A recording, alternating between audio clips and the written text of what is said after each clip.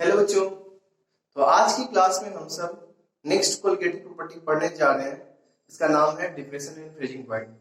चार colligative property था। पहला relative loading of vapour pressure, इससे सबसे ज्यादा क्वेश्चन बनता है, ध्यान से करें।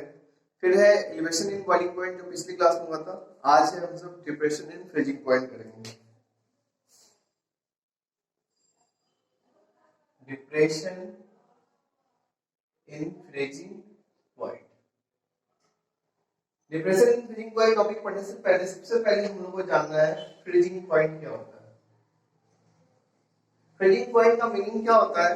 अगर आप छोटे क्लास में रहे होंगे तो आपको ये आइडिया दिया होगा फ्रीजिंग पॉइंट मतलब वहां से वो जो सब्सटेंस लिक्विड फॉर्म में वहां से सॉलिडिफाई होना स्टार्ट होता है, जैसे वाटर का 0 डिग्री सेल्सियस। तो आप लोग जो छोटे होंगे तो ये फील होता होगा कि वाटर 0 डिग्री सेंटीग्रेड से फ्रीज होना स्टार्ट होता है। तो सही बात है, लेकिन ये क्लास 5-6 का नॉलेज है।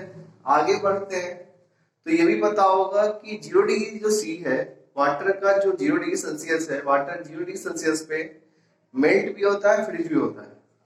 तो ये याद रखना होगा कि वो इक्विलिब्रियम पॉइंट है।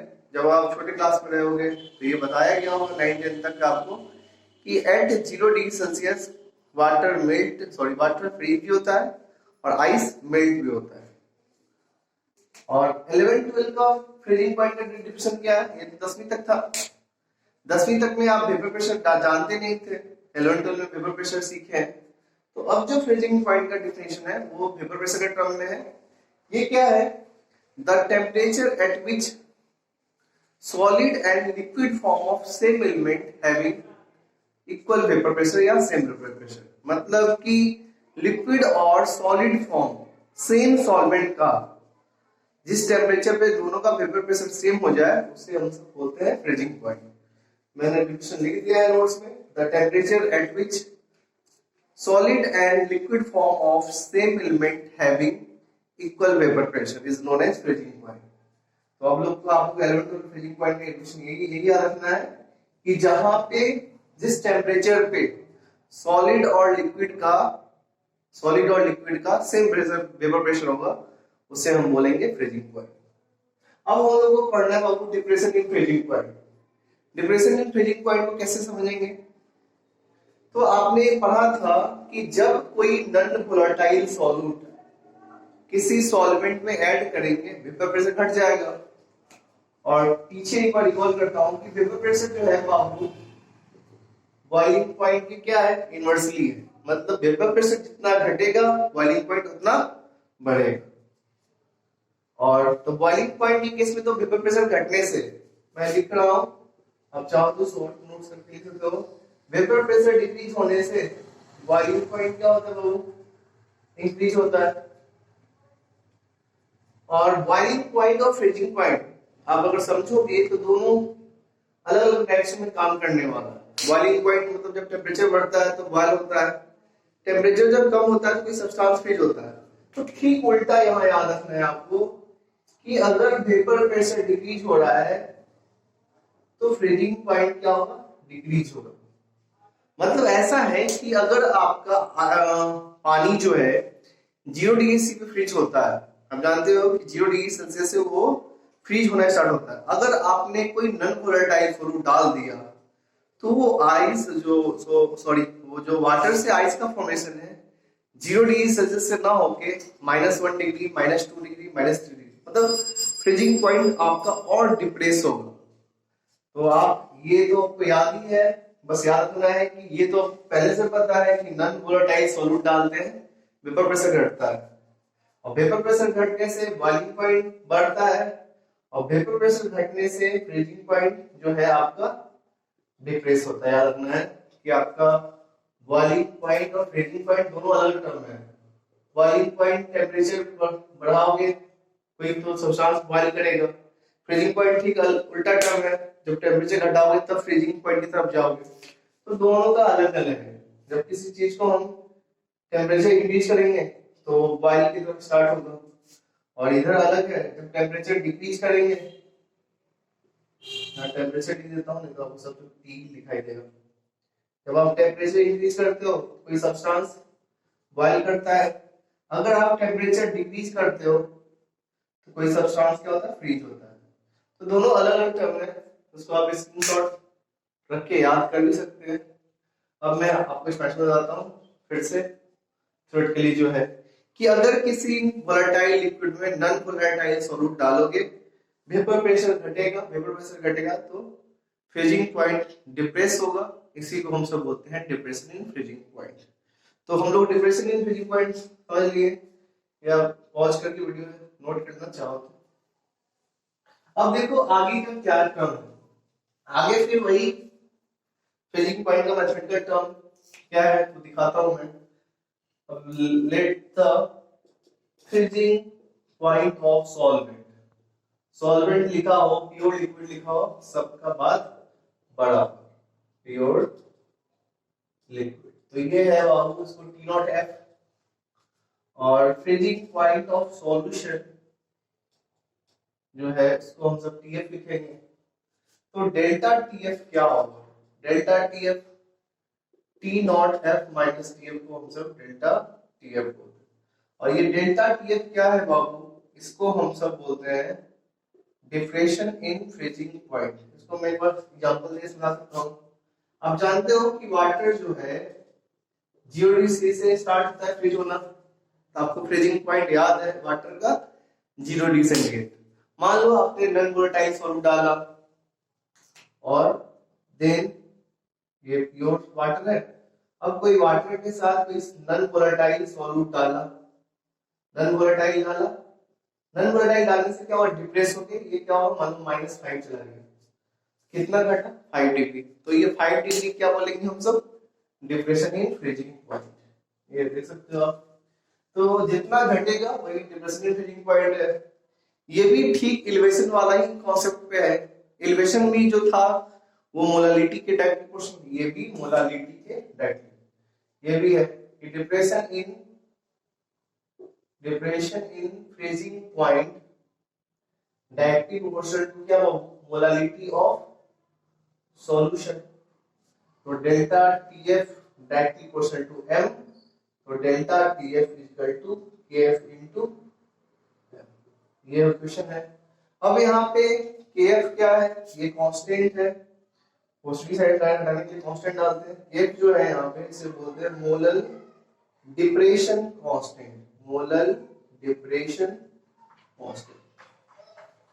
अब मोलल डिप्रेशन कांस्टेंट को डिफाइन करना है कैसे, इस इक्वेशन में इफ m इक्वल टू 1 ले लो, m की वैल्यू 1 लोगे तो क्या होगा, डेल्टा टीएफ इक्वल टू क्या होगा, kf।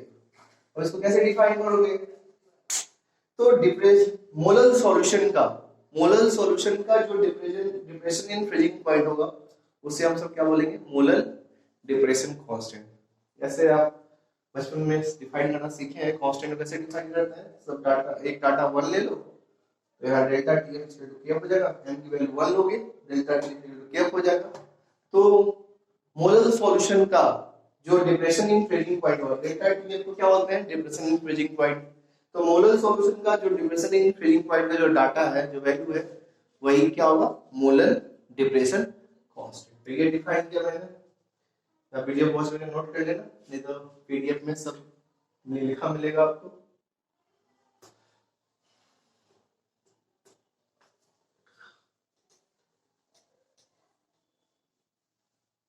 अब देखो इसमें आगे क्या करना है, तो ये फॉर्मूला हम लोग का था delta TF equal to KF into m, मैंने केएफ को डिफाइन कर दिया।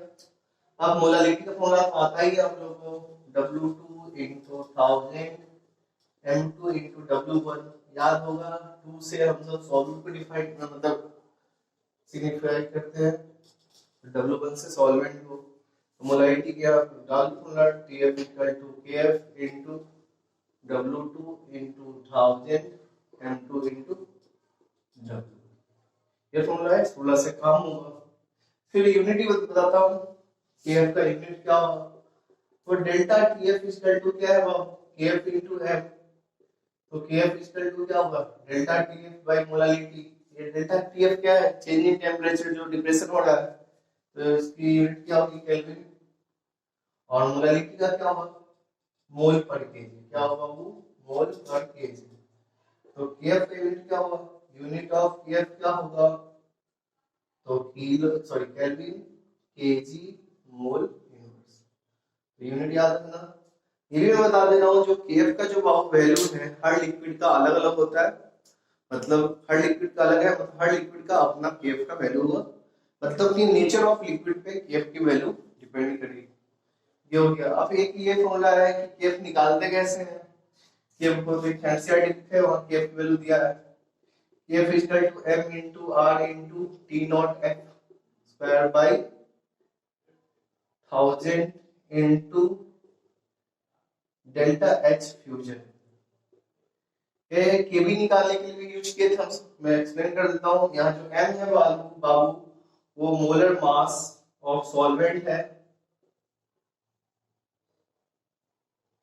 जो r जो है गैस कांस्टेंट है, इसमें से जानते हो आप। टी नॉट एफ है क्या, freezing point of pure solvent, बोले तो प्योर लिक्विड हो गया। और डेल्टा एच फ्यूजन क्या है, तो ये है एंथैल्पी ऑफ फ्यूजन या रेट ऑफ फ्यूजन। ये सब डाटा गिवन होगा तो आप ये निकाल सकते हो। ये हो गया। अब हम सब इसको ग्राफिकली समझते हैं। ये हटा रहा हूं। तो ये फॉर्मूला है जस्ट सेम था एलिवेशन की तरफ। एलिवेशन में delta TV equal to KV into m, यहाँ पे delta TF KV KF into m, same चीज है, आप देख सकते हैं। अब ये हो गया। मैं ग्राफिकल रिप्रेजेंटेशन बता देता हूँ, ग्राफिकली कैसे रीड करते हैं। Depression in freezing point is graphically कैसे रीड होगा। ये इस एक्सिस पे वेपर प्रेशर, इस एक्सिस पे टेंपरेचर केल्विन में ले लिया करना, हो गया। ये लाइन सॉल्वेंट का ले लो और ये लाइन सिंपल बात है। देखो वेपर प्रेशर सॉल्वेंट का यहाँ पे है, इस लाइन पे, इस पॉइंट पे होगी। जैसे आप नॉन वोलेटाइल सॉल्वेंट डालोगे वेपर प्रेशर क्या होगा, डिक्रीज हो जाएगा। देखो सॉल्वेंट से वैल्यू क्या होगी, डिक्रीज होगी, डिक्रीज होगी।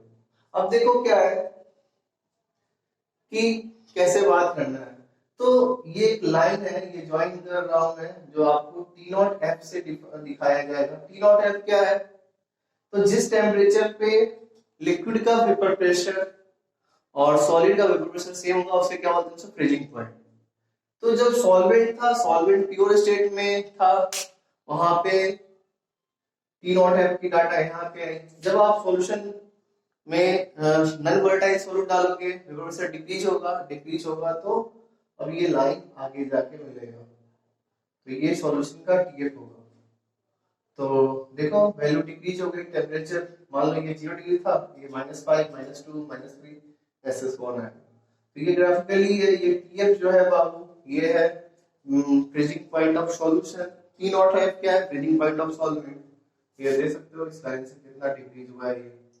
और ये भी याद होगा आपको कि ये वेपर प्रेशर का लाइन है, तो ये वेपर प्रेशर ऑफ सॉल्वेंट है, ये सॉल्यूशन है, इसको आप डेल्टा पी बोल सकते हो। तो ये भी फिर से याद होगा कि ये जितना लाइन, मान लो ये लाइन नीचे आता और आगे जाके मैच करता, तो ये मैं बताना चाह रहा हूँ कि जितना ज्यादा नॉन वोलेटाइल सॉल्यूट डालोगे डेल्टा पी की वैल्यू उतनी बढ़ेगी। डेल्टा पी की वैल्यू बढ़ेगी तो ये डेल्टा टीएफ वैल्यू बढ़ेगी। और सपोज दैट ये लाइन अगर यहाँ होता तो पहले ही फ्रीज हो जाता।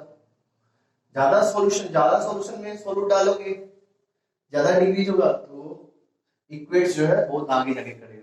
बस इक्वेट करना होता, वो इक्वेट करता है वो। तो ये जो डेल्टा टीएफ है वो डायरेक्टली प्रोपोर्शनल टू क्या है, डेल्टा पी। मतलब कि जितना ज्यादा वेपर प्रेशर लोडिंग होगा, मतलब कि जितना ज्यादा नॉन वोलेटाइल सॉल्यूट डालोगे उतना ज्यादा डिप्रेस होगा, जितना ज्यादा वेपर प्रेशर डिप्रेस होगा उतना ही फ्रीजिंग पॉइंट डिफरेंस होगा। तो ये कोई बड़ी चीज नहीं है, इसमें आप देख लेना। एक रिलेशन भी बता देता हूं मैं, जिसपे क्वेश्चन आते हैं, बच्चे नहीं कर पाते हैं, और रिलेशन बता देता हूं। या उससे पहले सबसे इंपॉर्टेंट है डिप्रेशन इन फ्रीजिंग पॉइंट का एप्लीकेशन। सबसे इंपॉर्टेंट है application of depression in freezing point. इसका 2 एप्लीकेशन है, मैंने पीडीएफ में डाल भी दिया है, आप देख लेना। पहला है कि जहाँ कोल्ड एरियाज होते हैं, मतलब ठंडी वाली जगह, वहां पे जो रेडिएटर होता है कार का, जीप का, बस का, जो रेडिएटर होगा जहाँ पे पानी रखा जाता है इंजन को ब्लो करके ठंडा करने के लिए, तो जहाँ पे अगर निगेटिव पे टेम्परेचर है तो जो आप पानी डालोगे कार रेडिएटर में तो फ्रीज हो जाएगा, फ्रीज हो जाएगा तो ब्लो नहीं कर पाएगा। तो उस केस में हम सब इथिलीन ग्लाइकोल, इथिलीन ग्लाइकोल आपको पता होगा, ऑर्गेनिक पढ़ रखे हो, इथेन 1,2 डायोल, इथेन याद होगा, इथेन 1,2 डायोल इसे बोलते हैं, इथेन 1,2 डायोल। ये इथेन 1,2 डायोल है, इसे कॉमन नेम है इसका इथिलीन ग्लाइकोल। अगर इथिलीन ग्लाइकोल आप कॉमन वाटर में मिला दोगे, सॉल्यूशन में मिला दोगे तो काफी डिप्रेस हो जाएगा। अगर मान लो पानी 0 डिग्री पे फ्रीज होता है तो 0 पे फ्रीज ना होके -22, -20, -10 पे फ्रीज होगा। तो इससे क्या होगा, कार रेडिएटर सही रहेगा, इंजन को पानी फ्लो करता है। तो एक तो इथिलीन ग्लाइकोल है जिससे application on depression freezing point, इसमें हम सब और ज्यादा डिप्रेस कर देते हैं जिससे जल्दी फ्रीज ना हो पाए। और दूसरा एक है ना सॉल्ट सब है जो जनरली छिड़काव होता है, जहाँ पे रोड पे ज्यादा आइस जम जाते हैं। तो दो आइस है, एक तो नॉर्मल आपका NaCl है और CaCl2, ये सब सॉल्ट है, रोड पे इनका छिड़काव होता है जिससे जो बर्फ है वो पिघल जाते हैं। या जो मान लो वाटर अगर लॉगिंग है, वाटर जम बहुत ज्यादा है हुआ है तो वो फ्रीज ना हो पाएगा। तो ये एप्लीकेशन है, आप याद रखना दोनों। खासकर ये तो सबसे इम्पोर्टेंट, इथिलीन ग्लाइकोल हर जगह पूछे, एक ऑर्गेनिक का पार्ट भी है। अब एक चीज और मैं रिलेशन दिखाता हूँ, रिलेशन बिटवीन, आपको लग भी रहा होगा कि एलिवेशन इन बॉइलिंग पॉइंट और depression in freezing point same, लगभग same. Relation between depression in freezing point and elevation in boiling point. इसमें क्या है, आपको पता है कि डिप्रेशन वाले केस में, डिप्रेशन इन फ्रीजिंग पॉइंट वाले केस में अभी पढ़ा है हमने, डेल्टा TF इक्वल टू क्या होता है बाबू, KF इनटू M। और इधर क्या पढ़ते हो आप, एलिवेशन इन बॉइलिंग पॉइंट में क्या लिखते हो, delta TV equal to KB into M। और M के टर्म लिखेंगे इसको तो क्या लिखेंगे, डेल्टा TF बाई KF। और इधर क्या लिखूंगा, डेल्टा TB बाई KB। बस M दोनों जगह M है, दोनों अगर सॉल्यूशन का मोलैलिटी सेम है तो क्या होगा, आप लिख सकते हो delta TF by KF equal to delta TB by KB। तो ऐसे करके भी क्वेश्चन आता है। तो ये था। अगली क्लास में हम सब पढ़ेंगे ऑस्मोटिक प्रेशर। तो कल है आपका संडे, मंडे से हम सब ऑनलाइन क्लास में स्टार्ट करेंगे। ऑनलाइन क्लास में सबसे पहले हम सब सॉल्यूशन का जो प्रॉब्लम है वो डील कर लेंगे, सॉल्यूशन चैप्टर का। फिर आइसमेंट भी पढ़ाया है, वो भी वीडियो कर लो, कर चुके हो तो रिवीजन कर लो, क्योंकि आइसमेंट का तो काफी दिन हो गया तो उसका आप कम से कम रिवीजन कर लेना, शॉर्ट रिवीजन। तो पहले 2-3 दिन हम सब जो यूट्यूब पे जो वीडियो डाला है, आज 17वां लेक्चर है, कल 18-19 एक और होगा, सॉल्यूशन खत्म हो जाएगा, लगभग सॉल्यूशन खत्म है। तो सॉल्यूशन का आप होमवर्क कर लो, NCERT दिया था मैं, PDF आपको RC मुखर्जी दिया, सलाल घोष दिया था।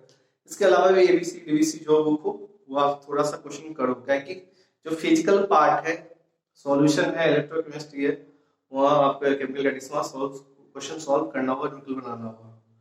तो ऑनलाइन क्लास में 2-3 दिन हम पहले सॉल्यूशन और जो आइसोमेरिक का डाउट बता देंगे, उसके बाद हम लोग सेकेंड पार्ट ऑर्गेनिक स्टार्ट करेंगे। इधर हम लोग फिजिकल पढ़ते रहेंगे, उधर ऑनलाइन क्लास में हम सब ऑर्गेनिक स्टार्ट कर लेंगे। लेकिन ऑनलाइन क्लास के लिए आपको फी देना होगा हर हालत में। जो बच्चे फी देंगे, कुछ दे चुके हैं 8-10 बच्चे, उन्हीं को मैं ऑनलाइन क्लास में डालूंगा।